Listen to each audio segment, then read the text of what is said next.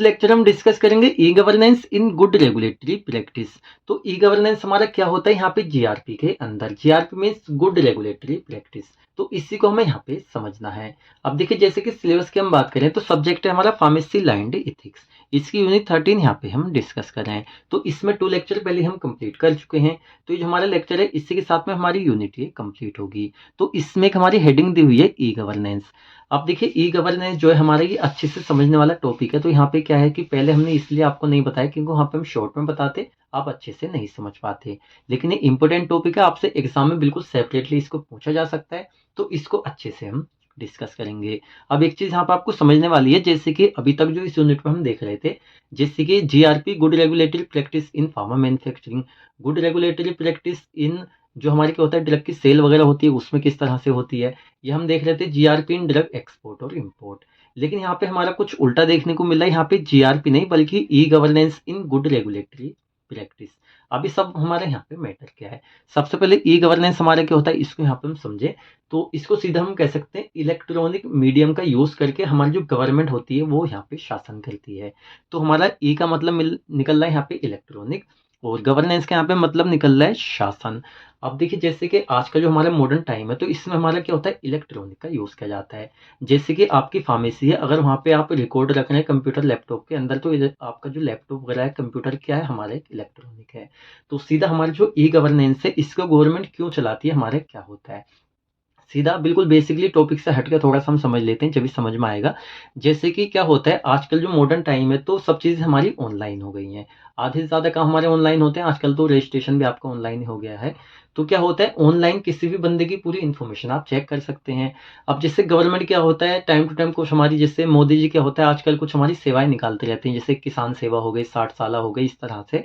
अभी सब क्या होता है ऑनलाइन ही हमें पता चल जाता है। और उससे क्या होता है इसकी फॉर्म वगैरह भर देते हैं, एप्लीकेशन भर देते हैं, जो फीस होती है जो करंट अमाउंट में यहाँ पे कटनी चाहिए सिर्फ उतनी ही कटती है। जो करप्शन वगैरह वो बिल्कुल इससे खत्म हो गया है।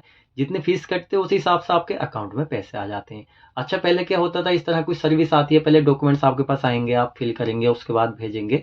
अब बस इतना होता है गवर्नमेंट ने इतनी सारी सुविधा आपको दे दी है, बस आप जब ऑनलाइन कराते हैं ना इस तरह की सुविधा के लिए, तो सीधा आप फॉर्म फिल करते हैं उसको दे देते हैं, उसमें मोस्टली आधार कार्ड वगैरह, आपका डेट ऑफ बर्थ, इतनी कुछ चीज़ें हमारी लगती हैं। तो यहाँ पे ई गवर्नेंस का सीधा क्या मतलब निकला है, जो गवर्नमेंट आजकल कोई सर्विस वगैरह दे रही है, कोई भी हमारे जो काम हो रहे हैं सारे हमारे इलेक्ट्रॉनिक हो गए हैं। तो गवर्नमेंट जो आजकल शासन कर रही है ना वहाँ पे, तो इलेक्ट्रॉनिक शासन कर रही है, मतलब कि ई गवर्नेंस। तो इसमें आई थिंक आपको कोई भी डाउट यहाँ पे नहीं रहा होगा।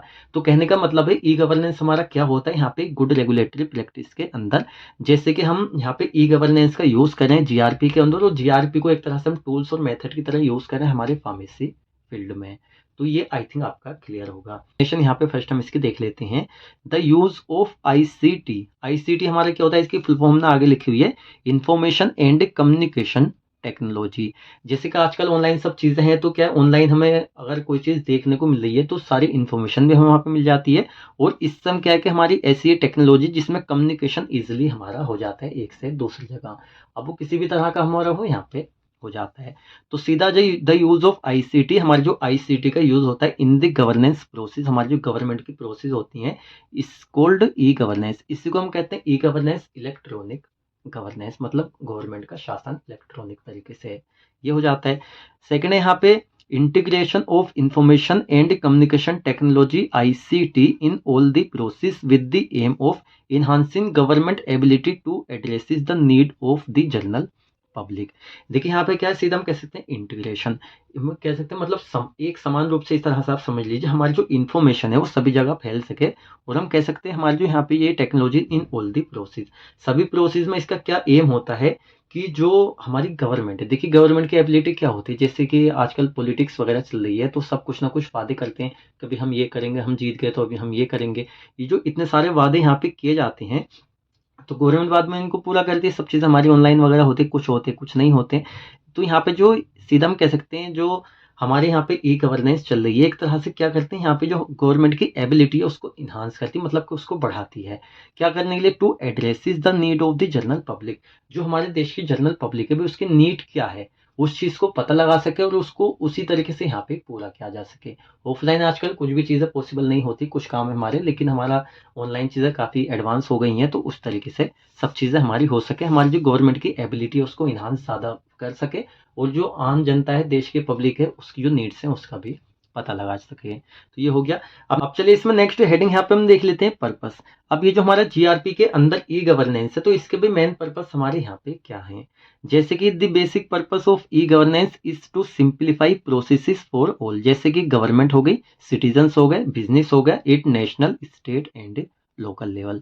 जैसे कि हमारी जो ई गवर्नेंस है, इसका मेन पर्पस देखिए क्या है, जो हमारी प्रोसेस है, जैसे हमारी प्रोसेस किसके लिए हो सकती है? सभी के लिए। जैसे यहाँ पे गवर्नमेंट हो गई, गवर्नमेंट कोई सर्विस निकाल रही है, कोई सुविधा दे रही है, किसी फील्ड में भर्ती वगैरह निकाल जा रही है, सभी चीज़ें। तो सबसे पहले यहाँ पे गवर्नमेंट के लिए सब सिंप्लीफाई हो गया, ऑनलाइन सब चीज़ें दे दी। अब कोई मैटर नहीं रहा, जो रूल्स रेगुलेशन थे वो एक बार बता दिए, सीधे आप फॉर्म वगैरह फिल कीजिए, गवर्नमेंट जॉब, किसी भी जॉब के लिए। मतलब गवर्नमेंट जो काम कर रही है उसके लिए सारी प्रोसेस अब सिंपल हो गई है, ऑनलाइन दे दिया है। सेकंड है यहाँ पे सिटीजन्स।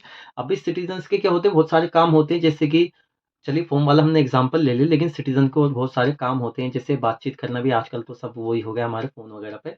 ये जो सिटीजन्स की जो नॉर्मल प्रोसेस है हमारी, ऑनलाइन सब चीज़ें हो जाती है, आना-जाना बच जाता है। पहले क्या होता था, एक काम हो रहा है तो एक से दूसरी जगह बहुत दूर जाना पड़ रहा है। आजकल क्या होता है, अभी इलेक्ट्रॉनिक का ज़माना है, तो सीधा सब फ़ोन वगैरह पे टोटल हमारा हो जाता है।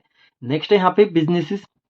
अभी बिज़नेस में क्या होता है, पहले क्या होता था, जैसे सपोज़ कीजिए एक बिज़नेसमैन बहुत, जैसे यहाँ पे यूपी का रहने वाला है और उसको बहुत दूर जाना है, तो क्या वहीं पे जाके अपनी मीटिंग कंडक्ट करता था। आजकल का क्या है कि हालाँकि ऑफ़लाइन भी होती है, लेकिन ऑनलाइन का ज़माना है, तो ऑनलाइन पूरी मीटिंग घर बैठे हमारी हो जाती है। एक सपोज़ कीजिए कंपनी का ओनर है, उसने घर से ही सीधा वही मीटिंग आपके ऑफ़िस में बैठी है, सीधा आप ऑनलाइन गए, वहाँ पे सबको आपने देखा, ऑनलाइन आपने पूरी मीटिंग सेट कर दी, टोटल आपने काम कर लिया। तो बिज़नेस के लिए काफ़ी ज़्यादा आसान हो गया इस चीज़। आजकल अमेज़न, फ्लिपकार्ट भी सब हमारा यही चल रहा है ऑनलाइन, एक्सेट्रा। तो सबके लिए यहाँ पे सिंप्लीफाई करना प्रोसेस को। नेशनल लेवल पे, साथ ही में स्टेट लेवल पे, लोकल लेवल पे या इंटरनेशनल भी हम इसमें ऐड कर सकते हैं। इस तरह से हो जाता है। नेक्स्ट है यहाँ पे ऑब्जेक्टिव्स। अब ये जो हमारा ई गवर्नेंस आया है जीआरपी के अंदर, तो इसको ऑब्जेक्टिव क्या है? देखिए फर्स्ट है यहाँ पे टू रिड्यूस कॉस्ट। जिससे रिड्यूस कॉस्ट का यहाँ पे क्या मतलब है? आजकल आप सीधा सब ऑनलाइन कर देते हैं, गवर्नमेंट सारी चीज़ें दे देती है, जो फालतू का जो खर्चा है, जैसे अगर आपको एक फॉर्म भरना है, तो गवर्नमेंट ने डायरेक्टली फीस फिक्स कर दी है कि इतनी आपको ये देनी है। और इसमें एक चीज़ और होती है, भई इसमें छूट वगैरह मिल जाती है, जैसे सपोज़ कीजिए अभी रेलवे का फॉर्म भरा गया था फार्मासिस्ट का, तो इसमें एक चीज़ थी कि अगर आपकी 500 फीस जा रही है, तो अगर आप एग्ज़ाम देते 400 आपकी वापस आ जाएगी, ₹100 आपकी फीस कटेगी। तो इसमें आपको सुविधा कितनी मिल गई?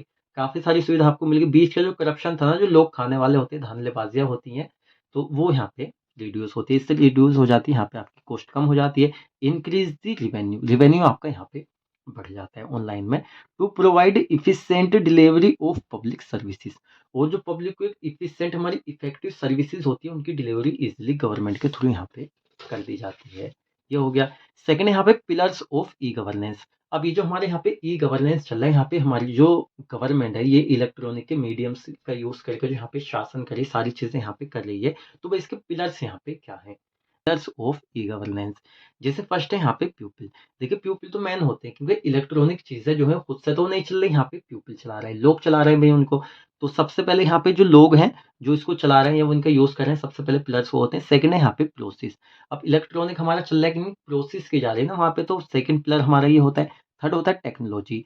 पीपल यहाँ पे काम कर रहे हैं, प्रोसेस चला रहे हैं वो अपनी, लेकिन किसका यूज़ करके चला रहे हैं? यहाँ पे टेक्नोलॉजीज़।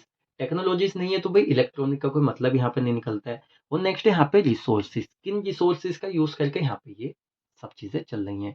तो सबसे पहले इंसान होने चाहिए, उन वो प्रोसेस करेंगे, वो प्रोसेस हमारी होगी, टेक्नोलॉजी होनी चाहिए जिससे कि हमारा ई-गवर्नेंस पूरा होगा, और उसका यूज़ करने के लिए प्रॉपर यहाँ पे रिसोर्सेज़ होने चाहिए।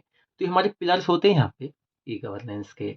तो ये हमारा हो जाता है। नेक्स्ट है इसमें बेनिफिट्स। अब इसमें बेनिफिट्स यहाँ पे क्या मिल रहे हैं गवर्नमेंट्स को, आम जनता को, जो बिज़नेसमैन है, सभी को यहाँ पे क्या फ़ायदे मिल रहे हैं? फर्स्ट है यहाँ पे ग्रोथ इन जीडीपी। जीडीपी आजकल आप सुनते हैं ना सोशल मीडिया पे कि हाँ भाई हमारे देश की जीडीपी गिर रही है, बढ़ रही है, इस तरह से। इसकी फुल फॉर्म होती है ग्रॉस डोमेस्टिक प्रोडक्ट, मतलब सकल घरेलू जो हमारे उत्पाद वगैरह होते हैं। तो इससे जीडीपी बढ़ती है, ऑनलाइन सारा मसला हमारा चल रहा है, साथ ही में हाई ट्रांसपेरेंसी। अब देखिए क्या है कि जैसे गवर्नमेंट कोई चीज़ आपको सुविधा दे रही है, उसकी फीस ले रही है, तो डायरेक्टली आपसे ऑनलाइन ले रही है। ऐसा नहीं है आप जैसे आप किसी और को दे रहे हैं, उसने आपसे ₹100 लिए और उसने 50 अपने पास रखे, 10-20 रुपए गवर्नमेंट के पास पहुँचे, तो ऐसा नहीं है। गवर्नमेंट ने डायरेक्ट जितनी फीस रखी है उतनी आपकी कटती है, तो जो करप्शन है बीच का वो यहाँ पे खत्म हो गया है, यानी रिड्यूस्ड करप्शन। ट्रांसपेरेंसी आ जाती है, पारदर्शिता, और साथ में आपका करप्शन भी रिड्यूस हो गया, कम हो गया। तो ये सब चीज़ें यहाँ पे बेनिफिट्स हमें इस चीज़ के मिल गए हैं। तो इसी के साथ में हमारी यूनिट यहाँ पे कंप्लीट हो जाती है। आई थिंक आपको जो ई गवर्नेंस है ना वो अच्छे से समझ में आया होगा।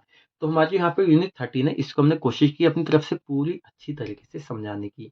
देखिए यहाँ से लेके यहाँ तक जो आपकी पूरी यूनिट का सिलेबस है, इसमें से एनी पॉइंट, कोई भी आपका पॉइंट है जो आपको समझ में नहीं आया, सीधा आप कमेंट सेक्शन में पूछ सकते हैं, आपको उसका रिप्लाई मिल जाएगा। अब देखिए इतनी मेहनत हम करते हैं, आपको अगर मेहनत हमारी अच्छी लगती है तो एक सब्सक्राइब तो आप इजीली कर ही सकते हैं, उसमें आपका कोई ऐसा नहीं है कि आपके पैसे जा रहे हैं, फ्री होता है। तो यहाँ पे कर ही सकते हैं, आपके जो फ्रेंड्स वगैरह होते हैं कॉलेज ग्रुप है उसमें भी आप इस लेक्चर को सेंड कर सकते हैं, जिससे उनको भी यहाँ पे हेल्प मिले।